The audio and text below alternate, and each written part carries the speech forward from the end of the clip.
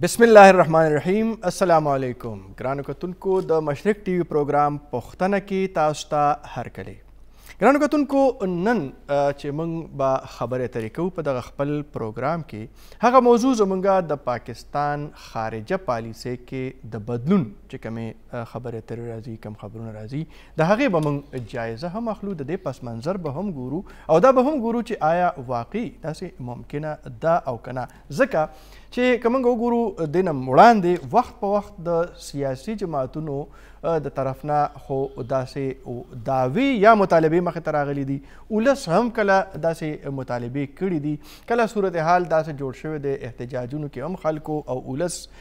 د خارجه پالیسۍ د بدلون خبرې کړي دي، خو په حکومتي لیول باندې په ذمهواره سطح باندې داسې خبرې په اول ځل باندې مخې ته راځي او د سفیرانو چې کوم 3 ورځنی کانفرنس 13 ورځو کې شو هغې ته هم په خپل تقریر کې د پاکستان وزیر خارجه خواجه آصف صاحب هغه د دغه خبرې یوه اشاره ورکړې وه، یوه اندیه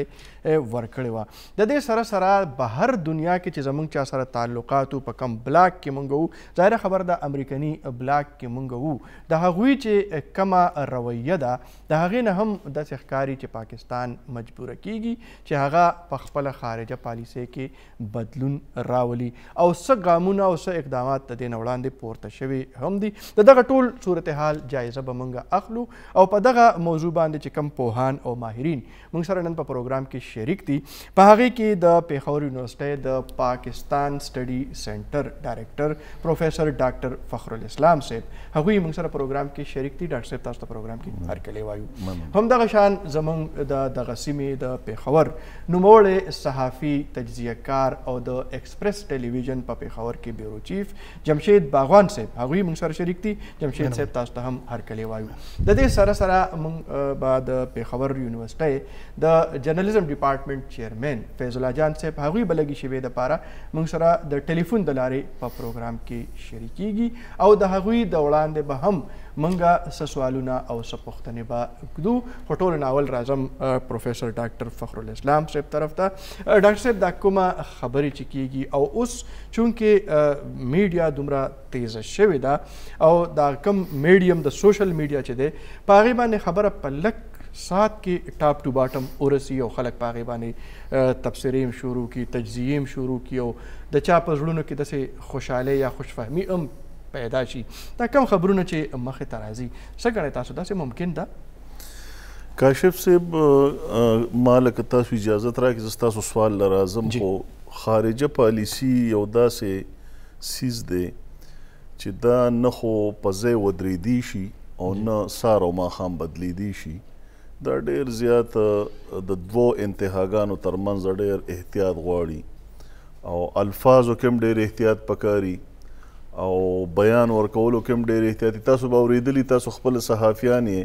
چې کله هم صحافیان یو ډیپلومیټ ته نه خوشحالېږي د هغې تپوس کوي او هغه خبره په داسې انداز کوي چې ډېره محتاط یو لفظ ته سوچ کوي. نو نن سبا زه داسې ګڼم چې لږه شانتې په حکومتي سطح باندې لږه شانتې بې احتیاطي غوندې روانه ده. یعنې بېشکه تاسو خپله پالیسي چې څه د قوم په مفاد کې ده هماغه شانتې جوړول پکار دي،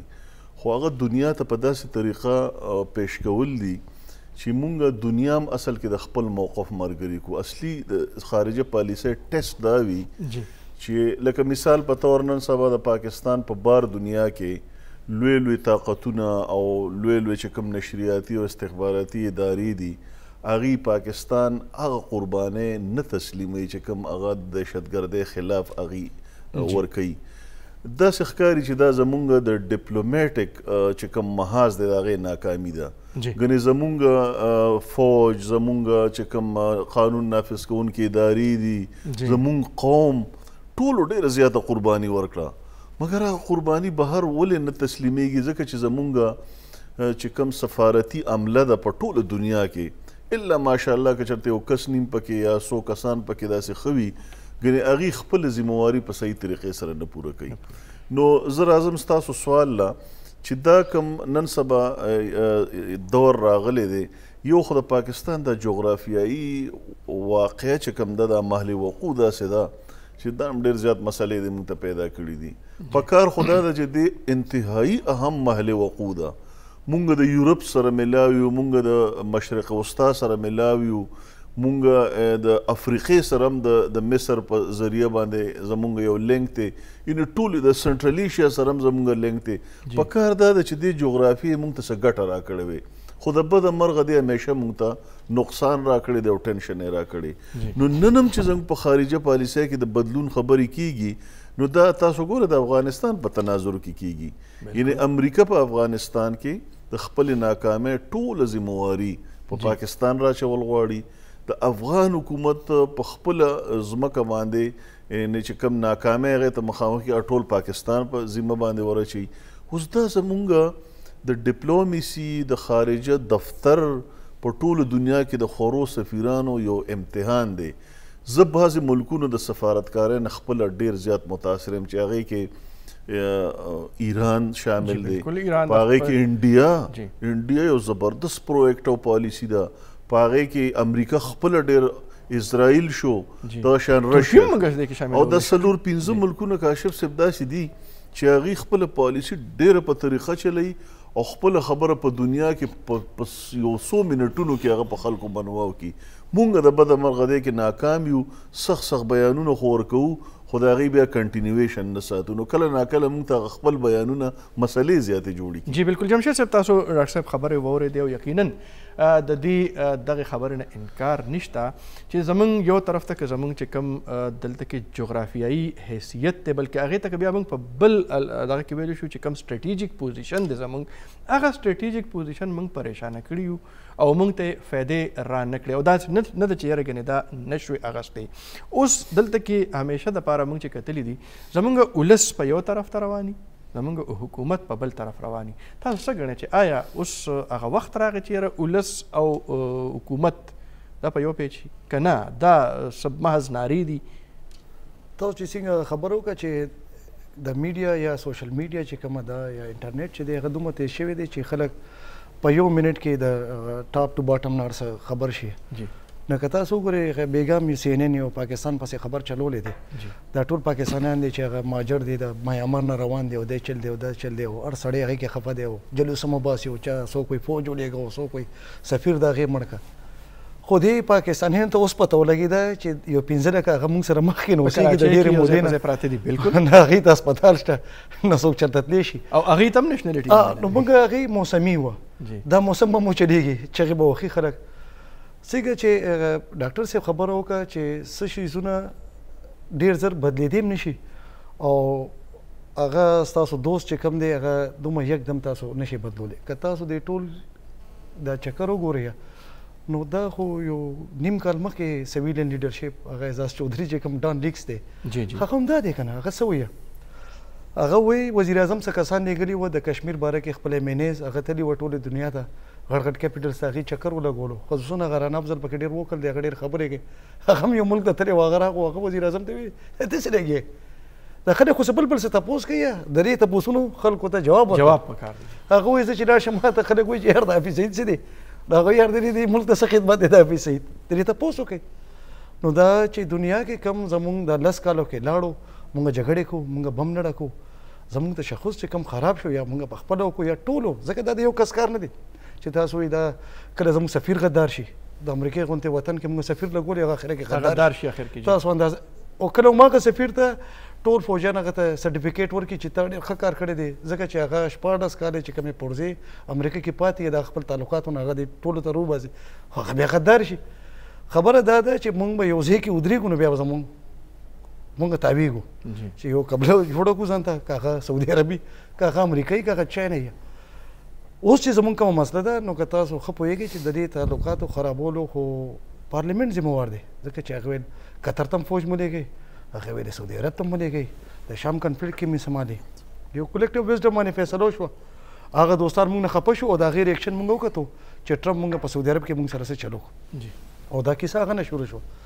اوس هم دا دی چې دې کې 2-3 ښه خبرې هم دي، که بدې دي نه څه ښه خبرې هم دي. لکه نن چې زموږ وزیر خارجه په ایران کې ناست دی، که تاسو ته یاد شي 2 کاله مخکې هغه د ایران صدر سره تاسو ورپسې بیان ورکړی، تاسو ورکړی یو هغه هم سیټ بیک شوی، زموږ ورسره جګړې هم کېدې، خو چې څومره ډېر کوآپریشن زموږ په کوم بارډر روان دی هغه د ایران پاکستان بارډر دی موږ چیک پوسټونه موږ هم جوړو هغې هم جوړوي جوینټ اپریشن هم روان داسې افغانستان سره د کابل ورځ چې زموږ وزیر خارجه په چین کې ناست نو د هغه افغان وزیر خارجه سره خبرې وکړي او موږ د ښکاري په ګراونډ باندې خبرونه کار سي موږ ته په ګراونډ باندې ښکاري چې د افغانستان سره هم کوآپریشن ډېر زیات شوی دی جی او موږ بارډ لګو یا لکه په اختر کې چې کوم ډاکټر اشرف غني صاحب سټیټمنټ راغلی بالکل نو دا ډېر ښه شیزونه دي او ظاهره د دوه هغه ملکونه دي هغې به هم ځان ته صدا کوي او دا خري چې موږ هم یو متبادل باندې سوچ وکړو امریکا و سعودي عرب و امریکا او سعودي عرب دنیا کې نور خلک موږ هېر کړي وو اوس موږ ته ماسکو هم را یادېږي مافیان هم غواړو وه موږ ته ایران هم را یاد شو نه نو جمشید صاحب یو خبره تاسو څه ګڼئ چې یاره که فرض کو موږ د امریکې نه خپله پالیسي شفټ کوو نو بیا به سعودي عرب هم کېږي دغه او جی لکه دا خو کنیکټډ دوه ملکونه دي که نه د هغې خو تاسو یو بل نه بېلولی نه شئ داسې دي هغې دواړه لکه هغه د ټولو پیسې هغې هلته دي د هغې بزنس دی د هغې شریکوالي ده پېټرول په ډالر کې دی دې د وجې ټول ډالر په دنیا کې چلیږي نو که تاسو وګورئ دا دواړه خو ډېر د یو بل دپاره ډېر تړلي ملکونه دي دا تاسو بېلولی نه شي که هغه اوباما بېلول نو تاسو که د څومره ریاکشن شو ټرمپ راغو هغه ټول هر څه ریورس که ایران سره چې کوم هغه چې 4 کالو کې څه کار کړی وای 8 کالو کې هغه ټول لاړو نو دا خو سعودي عرب خو ډېر ضروري ملک دی په دنیا کې او امریکا هم ده مونږ دا نه وایو تاسو چا سره تعلقات خراب کړئ مونږ دا وایو چې چا سره خراب دي دې سره هم بالکل پکار نه او بل دا چې هر چا سره په خپل لیول باندې تعلق پکار دی ډاکټر صاحب جمشید صاحب ډېره یو ښه خبرې ته اشاره وکړه چې یاره سعودي عرب او بیا امریکا او بیا زموږ چې کوم تعلقات د امریکې سره دي نو هغه زموږ په سعودي عرب هغه زموږ روټ دی یو د تعلقاتو خو که داسې ښکاري چې یاره زموږ د خارجه پالیسي چې تاسو وختي کوم خبره وکړه چې یاره دا ډېر زیات اهم څیز دی او دا داسې نه چې کنې په څو بیانونو باندې دا بدل کړی شي خو زموږ د وزیر خارجه صاحب دوره د ایران او بیا هلته ملاقاتونه او بیا د هغې سره د تعاون تاسو نه ګڼئ چې یاره دا هم داسې څه د غیر سنجیده غونته کې ګامونه دي او آیا په دې طریقه باندې موږ په دنیا کې خپل مقام جوړولی شو کاشف صاحب خبره دا ده که موږ خپله خارجه پالیسي کامیابو نو اول به موږ د ګاونډیانو سره اړیکې ښه کول پکاري او هغه تاسو ګورئ چې افغانستان دی زموږ ګاونډیانو کې ایران دی چین دی او انډیا ده یو وخت خو داسې راغلی و یو څو میاشتې مخکې چې موږ د یو ګاونډي سره هم ښه تعلق نه و د چین نه علاوه او بیا که تاسو وګورئ نو اوس چې کوم دغه اجلاس شوی و د 15 ملکونو او هغې کې کوم اخره کې کوم بیان جاری کومه اعلامیه چې راغله بالکل د بریکس طرف ته د بریکس طرف ته زما اشاره ده او هغې کې یعنې ایون چین هم په هغې کې شامل شو په اول ځل هغه تنظیمونه چې هغه به کله په هغې د پابندۍ خبره په یو ان کې کېده نو چین به د هغې مخالفت کوو چین په اول ځل هغه ومنو نو داسې ښکارېده بلکې روس نه هم زموږ ډېر توقعات بالکل جی نو موږ د خپلو ګاونډیانو سره بیخي د تعلقاتو حالت ښه نه دی پاتې شوی اوس په کار دا ده چې کله موږ آغاز کوو د خپلې خارجه پالیسۍ د دې سمت او د دې مخ د ټیک کولو نو په کار ده چې اول یې د ګاونډیانو سره ښه کړو او هغې کې د ټولو نه اهمترین خو افغانستان راځي په دې وخت کې ځکه چې افغانستان کې دی وخت د دنیا د ټولو ملکونو د فوجونو نمایندګي موجود ده د امریکې هم د هغې سره انټرست تړلی دی مونږ که چېرته په دې دومره بد حال کې یوه لار راوباسو د افغانستان د حکومت سره نو امید دی چې مونږ دا چې کوم دغه دی دا واوره پرته ده په دې دغه باندې په دې تعلقاتو باندې دا به لږه ویلی شي بیا ایران دی ایران په خپل یو انتهایی اهم ملک دی او ایران یعنې د افغانستان نه پس دویم هغه ملک دی چې د هغه سره بارډر کې مسلې دي یعنې هغې زمونږ څو ځله څنګه چې مونږ په لاین آف کنټرول او په ډیورنډ لاین باندې د خلاف ورزو خبرې کوو داسې زمونږ د ایران ترمنځ چې کوم بارډر دی په هغې داسې واقعات کیږي نو زه خو دا وایم چې په کار دا ده چې اول د ګاونډیانو سره هغې کې انډیا هم شامل ده په کار دا ده چې د انډیا سره هم زمونږ ورکینګ ریلیشنشپ کم از کم قایم شو دا چې کوم د جنګ د فضا ده دا موږ څومره کمولی شو دا به زموږ په ګټه تمامیږي دا شان د ایران سره اختلافات او دا نور دغه دي نو یعنې چې کوم د بریکس په کانفرنس کې د چاینا کوم موقف او خو د چاینا د وزارت خارجه د طرف نه داسې بیان راغی چې څه نه څه د هغې هغه ازاله وشوه مګر زموږ د نورو ملکونو سره تعلق ښه نه دی نو په کار دا ده چې مونږ اول دې طرف ته توجه ورکړو یقینا بعض وخت کې داسې وشي لکه اوس ایران طرف ته تاسو نږدې کېږئ نو مغربي طاقتونه او خاص کر امریکا په هغې باندې نورم پریشانه کېږي دا دغلته د ډیپلوماسي دا امتحاني چې په کومه طریقه باندې ته د یو ملک سره خپل تعلق یعنی پکار ده چې موږ ایران سره نږدې شو بالکل صحیح هغه په دې قیمت نه چې د نورو دوستانو د هغې د تعلق په قیمت باندې موږ بالکل ډاکټر صاحب وړاندې به ځو او خبرې به په دې باندې هم کوو ځکه چې په دنیا کې تعلقات په نوې دور کې د تعلقاتو بنیاد چې وي هغه اقتصادي او معاشي وي او د پاکستان چې کوم تعلقات دي د هغې نوعیت لږ شان بدل دی په دې باندې به هم د خپلو پوهانو سره خبرې کوو خو وخت سره د دمې شوی دی وړه شان دمه کوو او بیرته راځو موږ سره اوسئ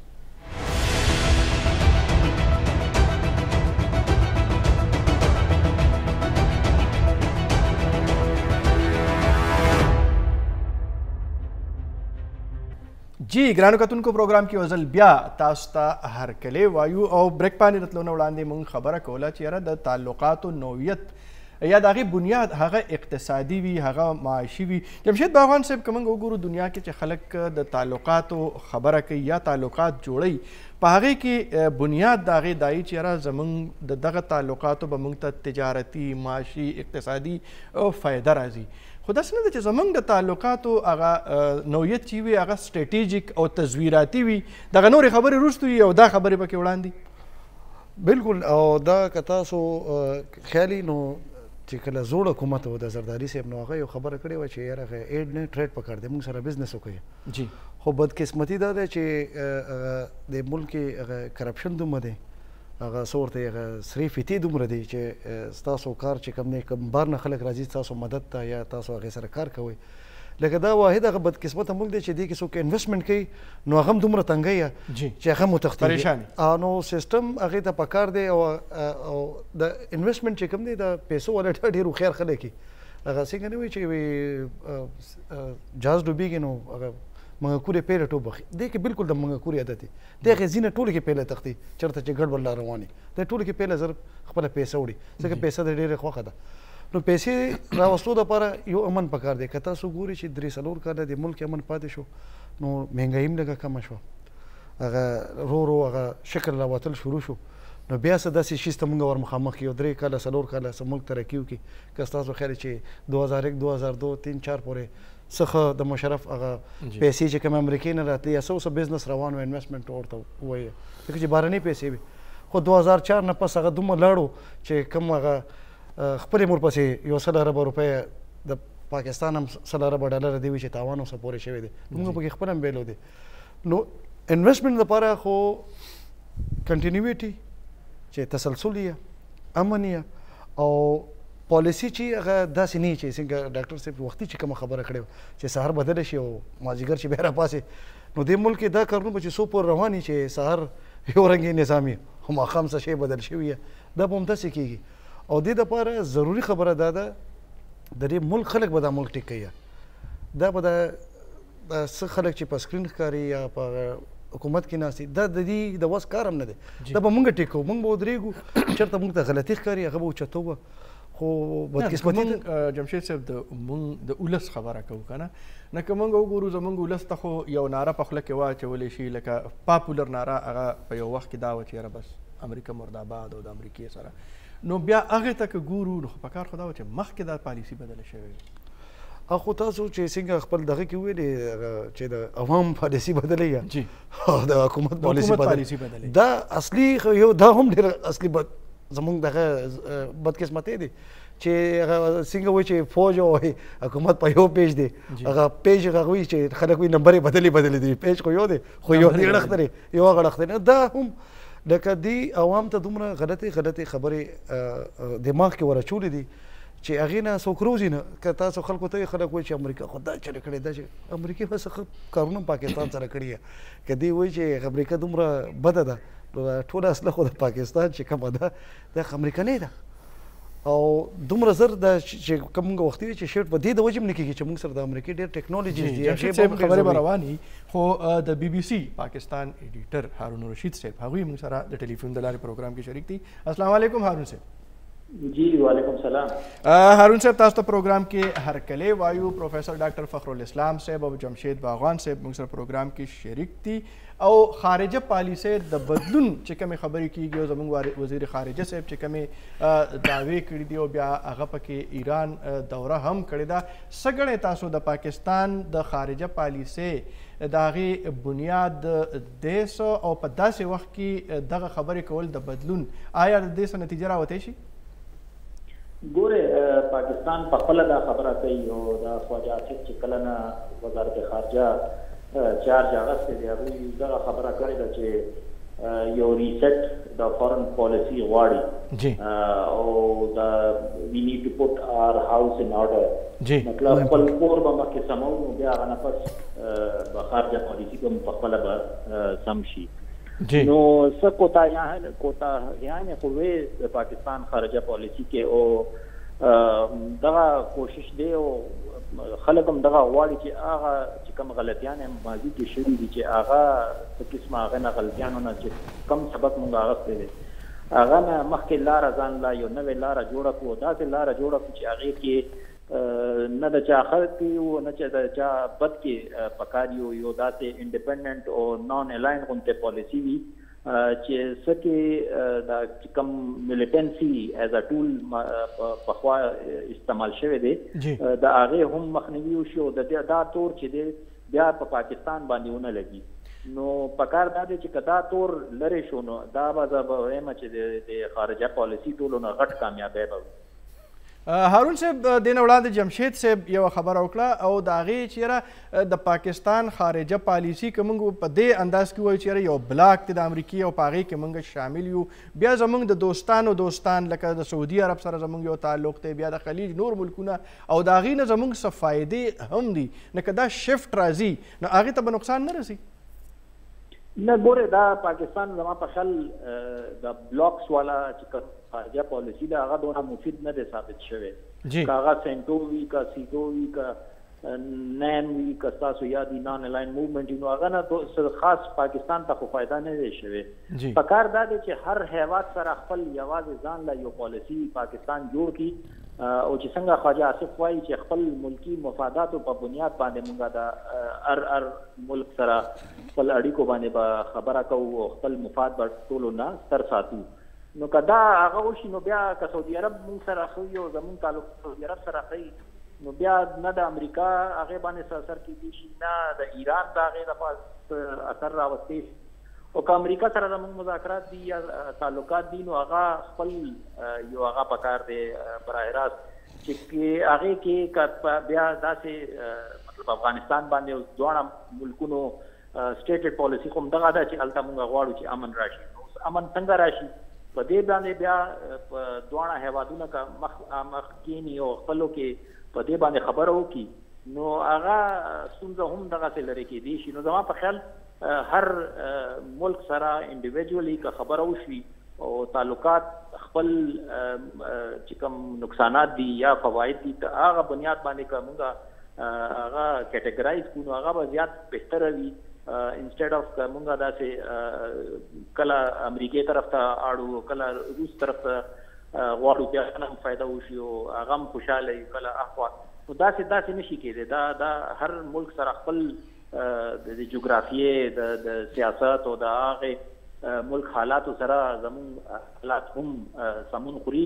نو ولې نه هغوی سره بیا پکار دی چې په هغه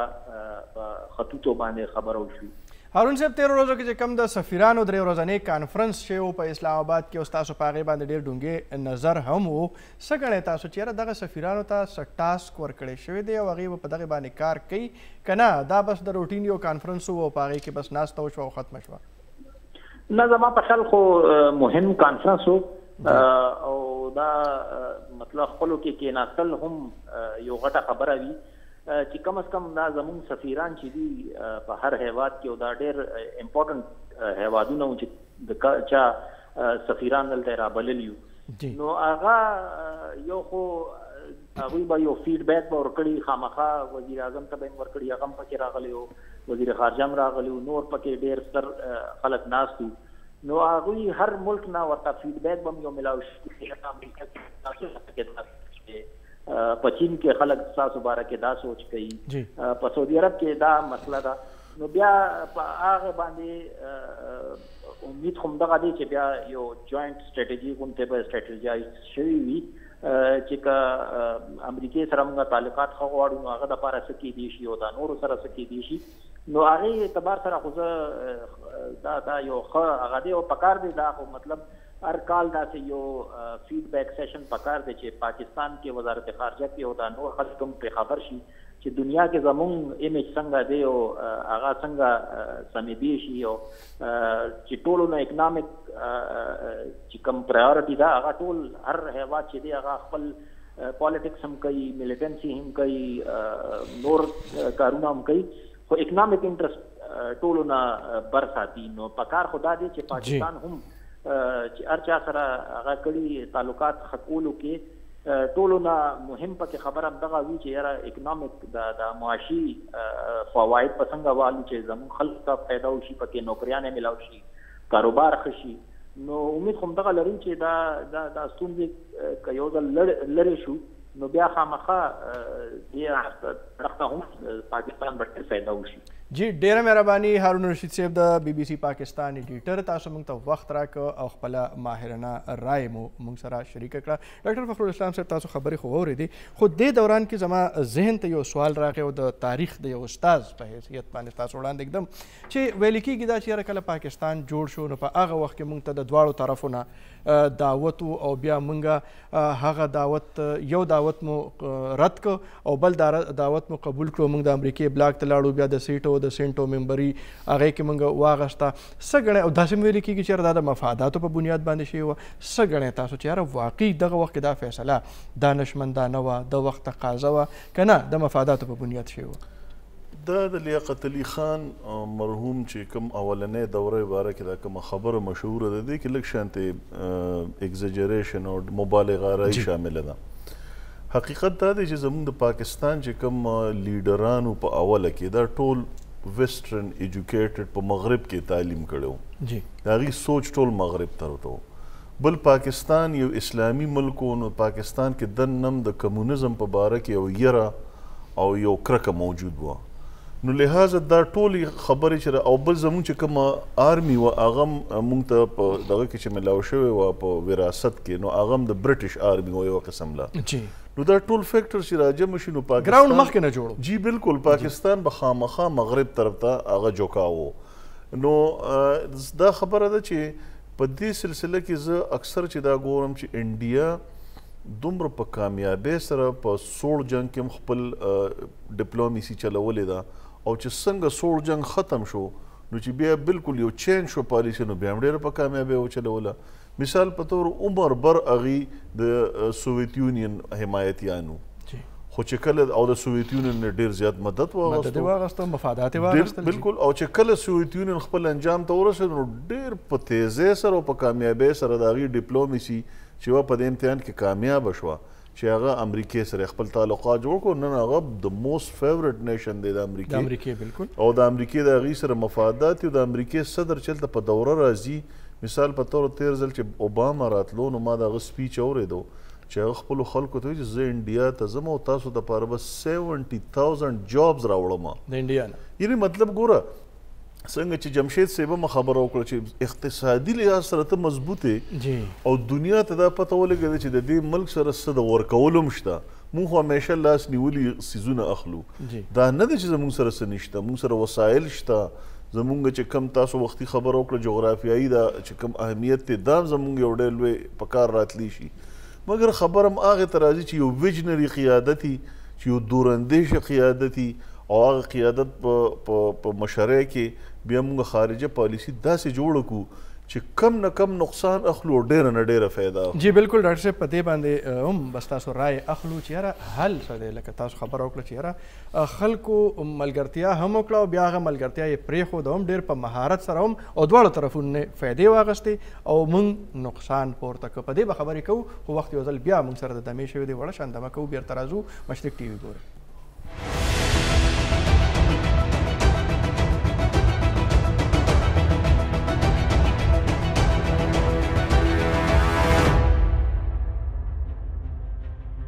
جی ګرانو کتونکو پروګرام کې یو ځل بیا تاسو ته هرکلی وایو. بریک باندې د تلو نه وړاندې موږ هارون رشید صاحب سره هم ډېرې تفصیلي خبرې وکړې. پروفیسر ډاکټر فخرالاسلام صاحب د تاریخ په رڼا کې هم زموږ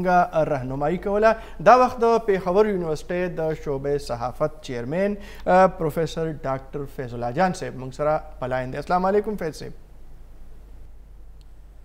فیض صاحب زما آواز اورئ تاسو؟ فیض صاحب تاسو ته پروګرام کې هرکلی وایم او خبرې اترې زموږ په د پاکستان د خارجه پالیسۍ د بدلون چې کومې خبرې مخې ته راځي په هغې باندې روانې دي. یو خبره ته دا وایي چې دغه د خارجه پالیسۍ د بدلون چې کومې خبرې کیږي نو آیا د دې به پاکستان ته فایده څومره او بیا د خارجه پالیسۍ چې زموږ چې کوم صورتحال دی اخو دا چې موږ خو تصویراتي صورتحال ته ګورو لکه که انډیا سره څوک دشمن وي نه زموږ دوست کیدی شي ادروایز هغه سره به هم زموږ تعلقات خراب وي. څه ګڼئ تاسو؟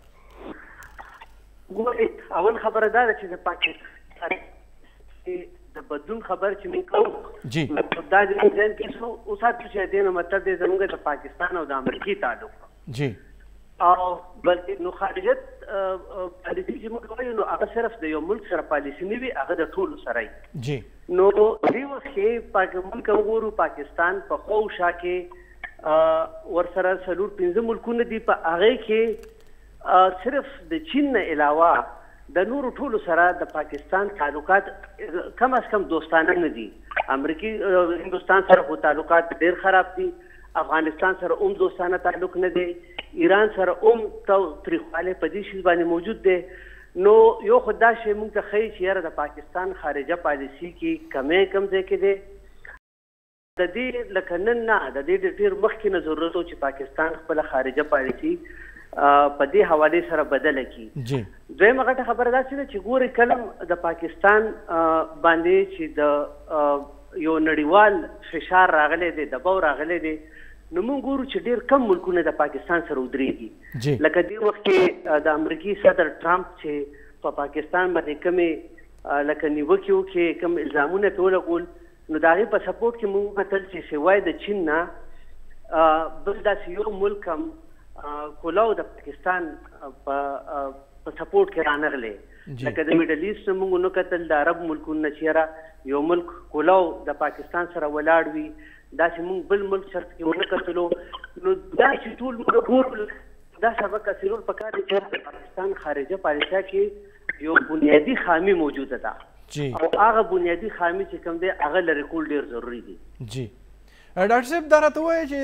دغه صورتحال د خلکو ذهن جوړول بیا د حکومت او د ولس ترمنځ د یو برج په حیثیت دې کې د میډیا څه کردار کیدی شي؟ وایي د میډیا خو د ټولو بنیادي کردار دی که نه هغه په دې وجه باندې دی چې ګوره پبلک اوپینین خو جوړیږي نو هغه حکومت جوړولی شي د میډیا په لاره باندې جوړیږي چې تر څو پورې میډیا حکومت ځان سره ملګري کړي نه او ملګري کړي په دې حوالې سره نه چې په میډیا باندې دباو راولي په هغې باندې څه قدغن ولګوي بلکې میډیا ځان سره په اعتماد کې واخلي که نه نو هغه چې ځان سره اعتماد کې واخلي نو میډیا به بیا خلک په دې شیزونو باندې ایجوکیټ کړي چې یاره د پاکستان پالیسي څه ده دې کې که څه بدلون راځي د دې ضرورت ولې راتلو او څه پکار دي زموږ دپاره نو د میډیا رول خو په دې کې د ټول نه دی ځکه چې پبلک اوپینین جوړول نه بغیر خو دا شیزونه کېدی نه شي. فیض صاحب که موږ وګورو که زموږ سیاسي جماعتونه دي نو هغې هم د ولس رخ ته ګوري د هغې مزاج ته ګوري. اوس داسې ده چې میډیا هم په ځای د دی چې ولس ته یو ښه اصلي تصویر ورکړي حقیقي هغه هم د خلکو مزاج ته ګوري او پاپولر نارو طرف ته هغوی روان دي. تاسو نه ګڼئ چې هغه حق نه ادا کېږي؟ یاره دا خو بلکل په دې کې شک میډیا کار چې کوم دی نو د هغه د خلکو جذباتو ته کتل نه دي بلکې خلکو جذباتو ته یو صحیح ډایرکشن ورکول دي. نو دې وخت کې لکه داسې حالاتو کې موږ چې پاکستان ته کله پالیسۍ کې څه مشکل پېښ شي نو په ځای د دې چې میډیا هغې دپاره لکه یو عقلمندانه مشوره ورکړي نو میډیا څوک چې کومې خبرې د عام خلکو په لارو کوڅو کې یا مثال په طور د سیاسي مذهبي ګوندونو کومې جذباتي نارې وي نو هغې ته میډیا لاره ورکړي او میډیا خپله مخې ته راوړي. لکه دې وخت مثال په طور موږ وګورو چې په میانمار کې د روهینګیا مسلمانانو سره د کوم ځای روان دي هغه په سره کې په سفارت جی ډیره مننه فیض الله جان صاحب پروفیسر ډاکټر فیض الله جان صاحب زموږ خواهش و چې موږ ډیرې خبرې د فیض صاحب سره وکړو د هغې رهنمایي واخلو خو څه د فني خرابې د وجې نه د هغې اواز صفا موږ طرف ته نه راته جمشید صاحب تاسو وختي هم د تاریخ یوه حواله ورکړه او که موږ وګورو په یو وخت کې ذوالفقار علي بوټو هم دغسې څه کوشش شروع کړی خو د هغې نتایج هغه ډیر زیات خطرناک راووتل او د دې ملک پوره هغه رخ بدل شو څه ګڼئ چې ته په داسې وخت کې نن د دغه څیزونو څه خطره خو نشته لکه موږ دا ملک د خلکو ته دومره آزاد پرېښی دی که نه چې که دا خلک هم زموږ ملک کې څه غواړي نو هغې کولی شي که تاسو لکه زه تاسو ته یو مثال در کوم چې هغه دې نه زوړ حکومت چې و هغه سم دم روان و خو چې کله ګوادر پورټ اګریمنټ شو کله دغو شو نو کله هغه پسې یو کرپشن وزیر اعظم پسې روزي کله بل هغه سره ووتو نو دا هم ډېر ممکن د غیر ملکي ایلیمنټس چې کوم دي زموږ ملک کې دننه یا په میډیا کې دي یا په هر طبقه فکر کې واچو یا که سیاسي پارټۍ کې دي دا هم یو ډېر غټ هغه فیکټر دی کې چې هغه غلط دي کې یا درته مسلې جوړې کړي او هغه کار نه خلک ایثار کړي چې کوم کار څه وخت کې ډېر ضروري او لیډر خو به هغه څنګه چې تاسو خبره وکړه چې هغه یو سخت وخت کې سخت ډیسیژن والي او چې د خلکو خوښه یې نو بس بیا خو هغه خو سبل سبی خو هغه لیډر نشي کېدی دې وخت کې هم موږ ته څه ضروري فیصلې پکار دي او هغه همدا ده څنګه چې هارون هغې ته توجه ورکړه د هغه خواجه آصف خبره چې هاوس آرډر کې کول پکار دي دا تور چې که موږ من لګېدلی ټیک دی که غلط دی دې نه اوس وتل پکار دي دې باندې اوس ډیبیټ نه کول پکار چې تاسو وایي دا ټیک دی زه هم غلط یو الزام خو موږ باندې دی که نه که ته نه منې خو دنیا خو وایي دې الزام ختمولو لپاره اوس موږ څنګه چل کوو دا خلک به پوهیو څه به خپل اکشن ځلو لکه خلک سوال به نه کوي چې یاره دومره د یو ملک دی د دهشتګرد نه 70,000 درې خلک هغه مړه کړي دي 100,000 درې فوجیان مړه دي سیکورټي والا مړه دي 100 اربه ډالر دي په خپل دی چې تاوان شوي دي هغوی کې بیا هم یو لشکر ګرځي او هغه جلسه هم کوي او یا هغه تا ته تھریټ درکوي یا هغه دمکي ورکوي دا به خلک نه وي چې یاره لکه تاسو دومره سختۍ نه تېره شوئ او بیا هم دا خلک تاسو یا حساب کتاب کوئ یا د قربانۍ څوک ورته دغه سرمنې ورکوي څوک ورته چندې ورکوي لکه اوسه پورې د خلکو خپل هغه دغه ونه پېژندو چې یاره د چا د خلکو د وجې موږ متاثر شو ولې خلکو ته یاد نه دي فضل الله ته ټولو خلکو چنده ورکړې ده ولې خلکو ته یاد نه دي حکیم الله ته خلکو چنده ورکوله زنانو د خپل غوږ او د خپل غاړې نو دا کار نو دا خو تاسو پخپله کړی دی نو اوس هم داسې دی چې داسې دا شیزونه چې کوم دي چې کوم انټرنیشنلي بد ښکاري یا دې ماحول کې اوس چلېدی نه شي هغه خامخا ختمول پکار دي سایکل پسې اوس موټر سایکل راغلی دی ټیک ده سایکل ډېر ښه دی ورزش هم کوي خو موټر سایکل ډېر زر رسېږي دا به ضروري کار لکه یو خو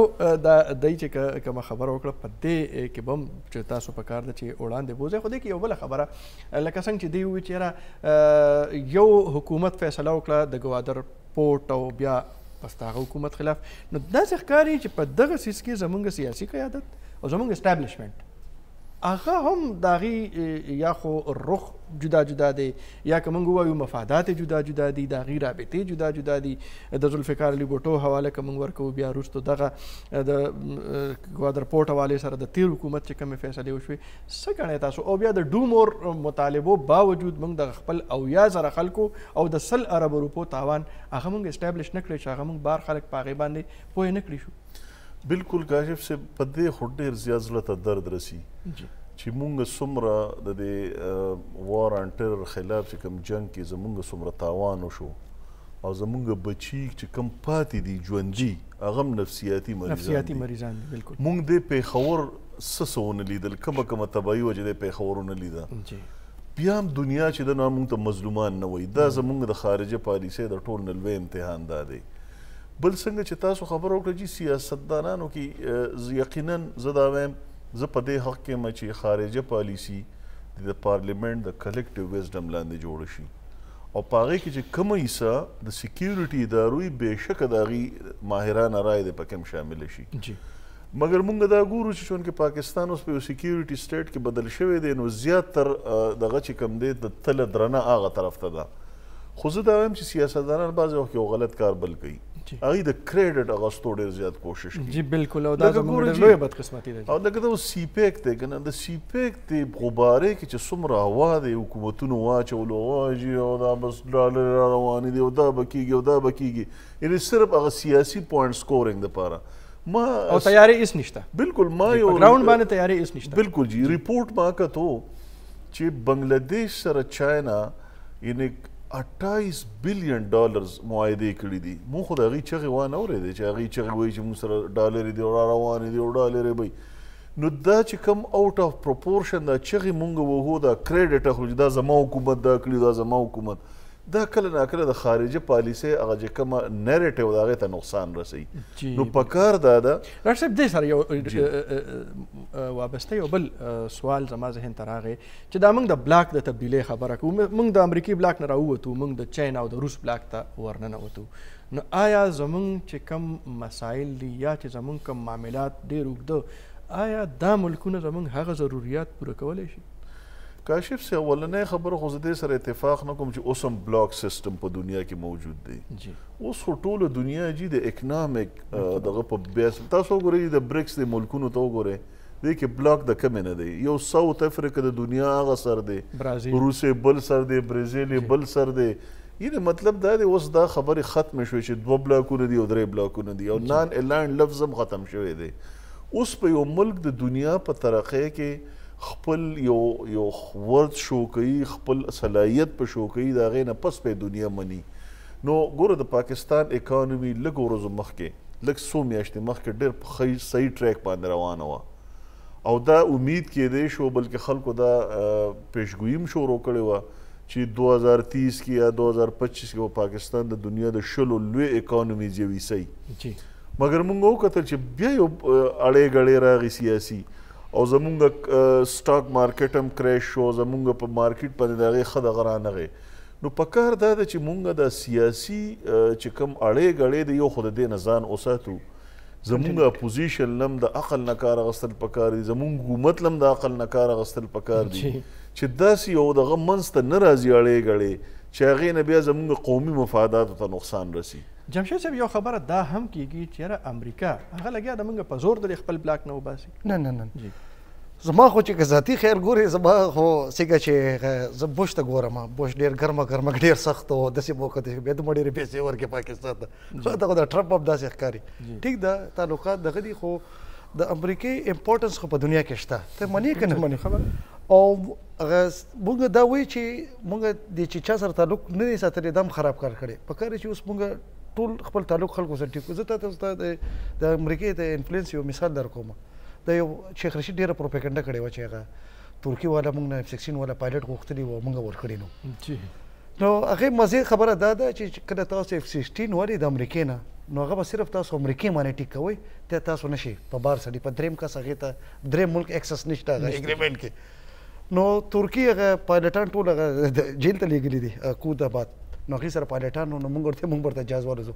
هغې ته لکه موږ اجازت ورکړې، امریکې ویل چې نه دا کار دا به نه کېږي، زما جهاز به زما خپل پایلټ یا به ستا پایلټ دی یا زموږ پایلټ، نه پاکستانیان دی کې بچ. نو ټیکنالوژي خو هغې سره ده په دنیا کې، که تاسو منئ او که نه منئ. نوې ټیکنالوژي څخه روباسي، نوې دغه پکار دی چې موږ هغې ته مو ووایو. او لکه د بېنظیره په دې ډېره بدنامه وه چې دی په واشنګټن کې لابي او دی پکار دی چې موږ ګوره ډاکټر صاحب خبره چې مفاد اخیستل دي، پیسې ګټل دي یا خپل ملک ته څه فایده راوړل. پکار دی موږ هم د انډیا په رنګ مضبوط لابیست وساتو، دغه کانګرس والا سپورټ کو. اوس د ډونالډ ټرمپ د پالیسۍ نه وړاندې هم زموږ خلک تلي وو هلته ناست وو چې یاره دا پالیسي جوړېږي او هغوی پکې خپل انپوټ واچي او خپل کردار ادا کړي. خو بدقسمتۍ نه جی بدقسمتي خو زموږ دا ده چې د افغانستان یو اسسټنټ سیکرټري دومره ګوتې والې دي د پالیسۍ کې چې دومره د پاکستان چې هغه د امریکې یو 80 کلونه اتحادي دی، موږ دومره انفلوئنس په واشنګټن کې پیدا نه کړو چې موږ د هغې کانګرسمین سره څوک پاکستاني کار کوي، د هغې سینیټر سره کار کوي، دا وړوکې سټاف پالیسي ډرافټ کوي، دا خپل سیب ته یو چټونه 2 ورکوي، ډیټ ورته برابري. نو پکار چې موږ دې باندې هم زور واچو، موږ امریکا هم نه خفه کول پکار دي چې دا نه موږ غوسه کې راشو. ډېر امپورټنټ ملک دی او پکار چې دې سره هم تعلقات دي او د نورو سره هم جوړ کړو. جی ډېره مننه جمشید باغوان صاحب د ایکسپریس ټي وی پېښور کې بیورو چیف، پروفیسر ډاکټر فخر الاسلام صاحب د پاکستان سټډي سنټر د هغې مشر، هارون رشید صاحب د بی بي سي ایډیټر او فیض الله جان صاحب د شعبې صحافت مشر. څلور واړه ماهرینو په دغه پروګرام کې موږ سره شریک شو، خپله رای خپل معلومات هغه هم موږ سره شریک کړو. ګرانو کتونکو خبرې اترې تاسو واورېدې. یقینا چې د بدلون خبرې که کېږي، که بدلون راځي یا نه راځي، پکار دا چې په هغې کې موږ یا زموږ دغه لیډرشپ، زموږ قیادت، هغوی د پاکستان د ولس هغه مفاد د سترګو د لاندې او د نظر د لاندې وساتي کوم چې په راتلونکو کې زموږ د نسلونو د ترقۍ او د دغه ملک د تعمیر د هغې یعنی یو ذریعه جوړېدی شي. او دغه بدلون دی د جذباتو په ذریعه باندې یا د جذباتو په زور باندې نه وي، بلکې دا د سوچ د فکر په رڼا کې وي. او پکار ده چې دغه بدلون د ولس د خواهشاتو مطابق هم وي، خو د ولس د مفاداتو دپاره دی هم وي، او خلک په دې باندې ایجوکیټ کول پکار دي او د هغې نه وروستو بیا وړاندې تګ پکار دی. جذباتي نارو نه هیڅ نه جوړېږي. د پروګرام وخت اوس ختم دی. اجازت راکړئ. د الله په امان.